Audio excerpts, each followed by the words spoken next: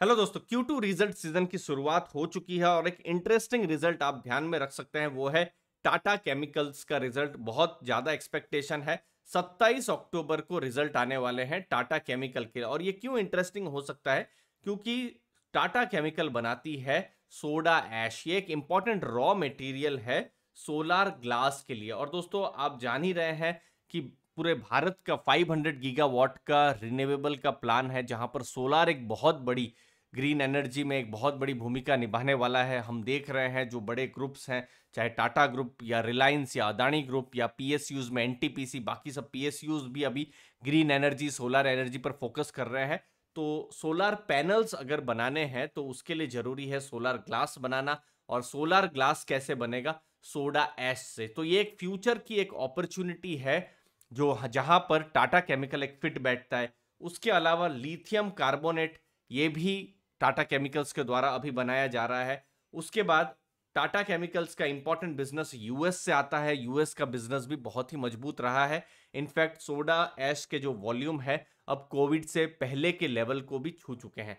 Quarter one जो अभी जो जून क्वार्टर जो खत्म हुआ था, बहुत ही मजबूत जो थे क्वार्टर वन के रिजल्ट्स आए थे। आप देख सकते हैं लगभग 4000 करोड़ के रेवेन्यू किए थे। और वही जून में आप देखिए 1000 करोड़ के आसपास, तो लगभग 4 टाइम्स रेवेन्यू उनके बढ़े थे।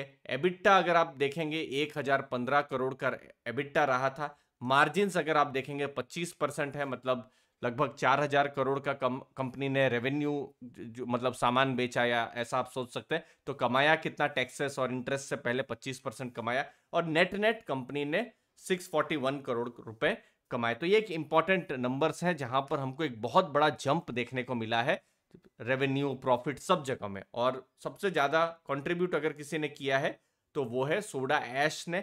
सोडा ऐश के वॉल्यूम्स नहीं बढ़े हैं, आप देख सकते हैं, लेकिन सोडा ऐश के प्राइजेस बढ़े हैं। और अगर सोडा ऐश के प्राइजेस Q2 में भी मजबूत होने की उम्मीद है तो यहां पर अच्छा खासा प्रॉफिट होने की उम्मीद है। और अगर वॉल्यूम्स बढ़ते हैं तो ये एक और पॉजिटिव भी हो सकता है कंपनी के लिए। अब इंपॉर्टेंट चीज है, सोडा ऐश की जो डिमांड है, ये जो ज्योग्राफीज है, यूएस हो भारत हो, वहां पर अभी भी बहुत ही मजबूत है। और प्राइजेस भी ज्यादा है, तो ये एक फायदा हो सकता है।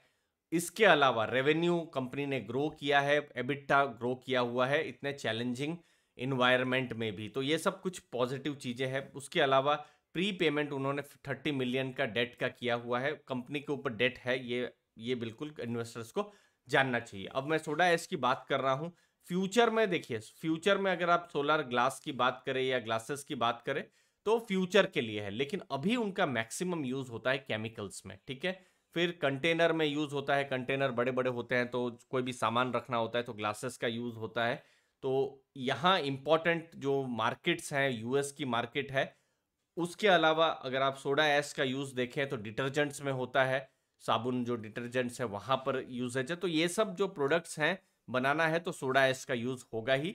और फ्यूचर में जो ग्लासेस हैं, सोलर ग्लासेस, वहां पर भी सोडा ऐश का यूज हो सकता है। बाकी अगर आप रिजल्ट्स देखेंगे, जैसे मैंने कहा, लगभग 4000 करोड़ का उनका रेवेन्यू रहा है। इनफैक्ट क्वार्टर वन की तुलना में भी रेवेन्यू बढ़ा है। 3481 करोड़ से बढ़कर 4000 करोड़ का रेवेन्यू उनका हुआ है। इंपॉर्टेंट चीज, उन्होंने अपने मार्जिन इंक्रीज किए हैं। 19% देखिए क्वार्टर फोर में मार्जिन थे जो बढ़कर 25% हो गए हैं। एबिट्टा देखेंगे 657 करोड़ से बढ़कर 1015 करोड़ हो गए हैं। अगर क्वार्टर टू में भी यही मोमेंटम रहता है और कंपनी के जो मैनेजमेंट है उनकी वही स्ट्रॉन्ग कमेंट्री रहती है तो स्टॉक री रेट भी हो सकता है।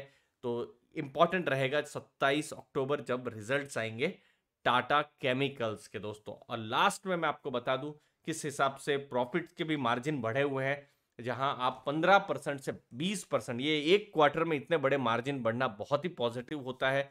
जहां पर प्रॉफिट्स बढ़े हैं 14% से 16% मार्जिन बढ़े हैं। प्रॉफिट्स भी यहां पर 470 से 641 करोड़ के टाटा केमिकल्स के बढ़े हुए हैं। तो जब रिजल्ट्स आएंगे इंपॉर्टेंट चीजों को देखेंगे, पॉजिटिव नेगेटिव सब चीजों को देखेंगे। बट अभी एक बहुत ही हाईली एंटिसिपेटेड रिजल्ट्स हो रहा है टाटा केमिकल्स का रिजल्ट, जो कि 27 अक्टूबर को आ रहा है। आपका क्या कहना है जरूर बताइएगा कमेंट सेक्शन में। धन्यवाद आपके टाइम के लिए। Thank you.